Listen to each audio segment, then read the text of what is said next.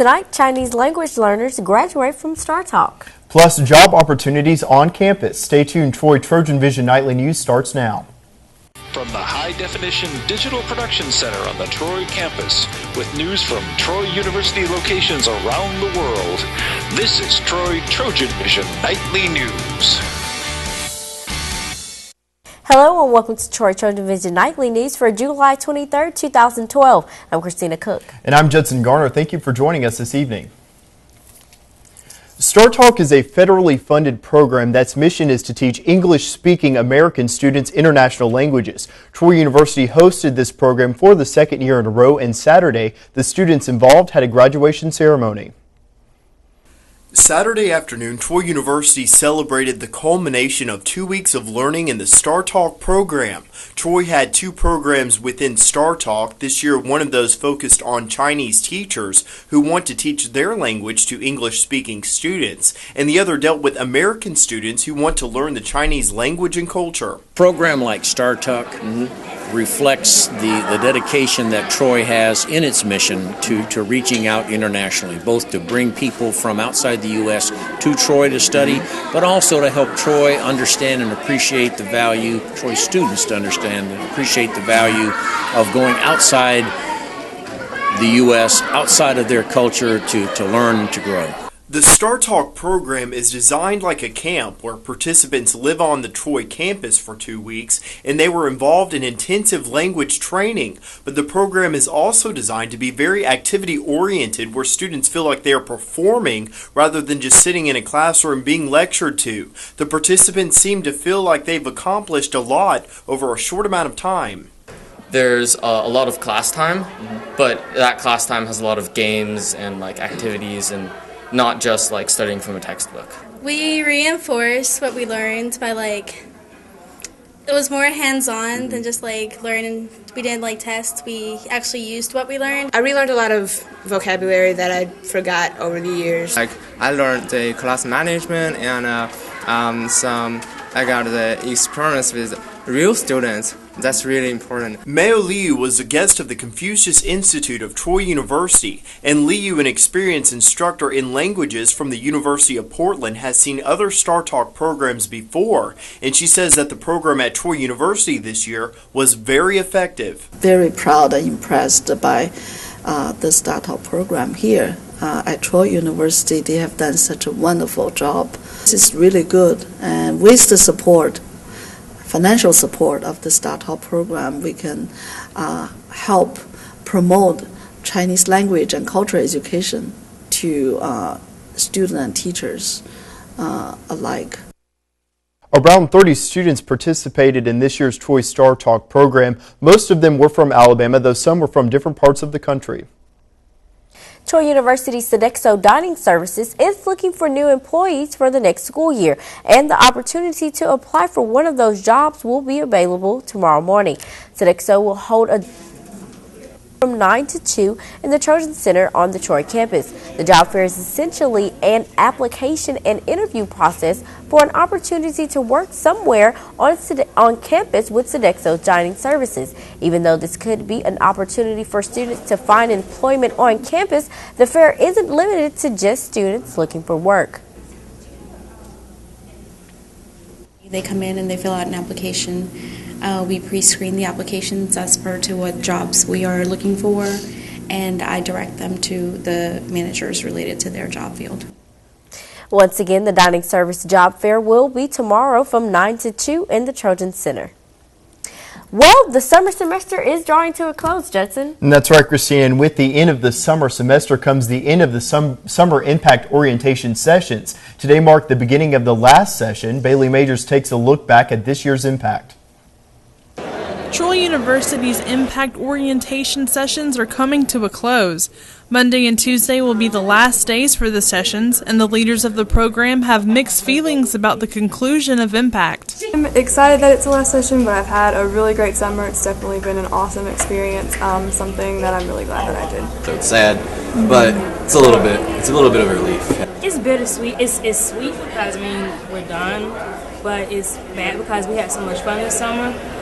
There were 10 sessions during Impact this summer, with 8 sessions welcoming incoming freshmen and 2 sessions for transfer students. Current Troy University students say that serving as student leaders during Impact has been very rewarding. It's been an awesome experience. It's helped me grow as a leader, as a person. I've learned so much more about Troy than I ever thought was possible. Really love the experience of getting to meet all the people and all the incoming freshmen. It's been amazing. The director of Impact says he's very pleased with how the sessions have gone, and he thinks the leaders have done a great job. I think the leaders have done really well all summer. Going back to starting Impact 7 weeks ago, they've really gotten the knowledge of campus and the feel of Impact, been able to relate with the incoming students to make them feel comfortable here on campus. The leaders say even though they are sad for Impact to end, they are looking forward to seeing the incoming freshmen in the fall. We will definitely know a lot more students than we ever have. It'll be great to be walking across campus and see the students that were in our group, just being able to guide them through their time at Troy. Bailey Majors, Troy TrojanVision News. The fall semester starts on August 15th. And now taking a look at news from around the state. In Orange Beach, police are investigating how a 24-year-old woman from Louisiana was killed in a fall from a balcony in coastal Alabama. The Baldwin County coroner says the woman fell early yesterday from an 8th floor balcony at the Seaside Beach and Racquet Club in Orange Beach. In Oxford, a Talladega resident has been ordered held on a $1 million bond after he was accused of fatally shooting a man in Oxford. Oxford police arrested Cameron Lavaris White yesterday and charged him with murder and attempted murder in the slaying of 50-year-old Barry Wright. And in Birmingham, Jefferson County courts are switching to a public defender system in a movement to control costs. A circuit judge says the new public defender's office will have a dedicated staff of attorneys to represent defendants who cannot afford their own attorney. Still to come on TrojanVision Nightly News, the British Open wrapped up yesterday, and Danielle Percival will bring you a recap of that and more when she joins us with sports. But first, the alleged movie theater shooter from Colorado is in court today. We'll have those details and more after the break. I'm Manuel Gallegos in Aurora, Colorado. Mass murder suspect James Holmes makes his first court appearance. We'll have the latest coming up. Yeah, but did you see how much he had to drink last night? I can't believe that guy made it home. Nobody drives drunk anymore. Hold on, I got another call coming in.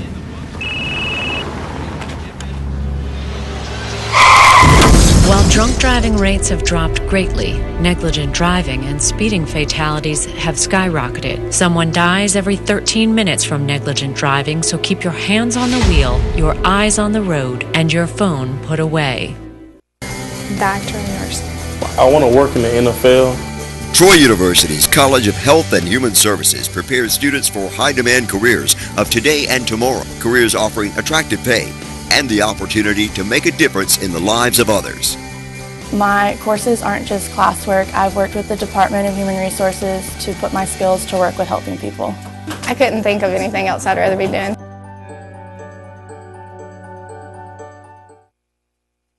From the high-definition digital production studios of Troy University, you're watching the award-winning Troy TrojanVision Nightly News.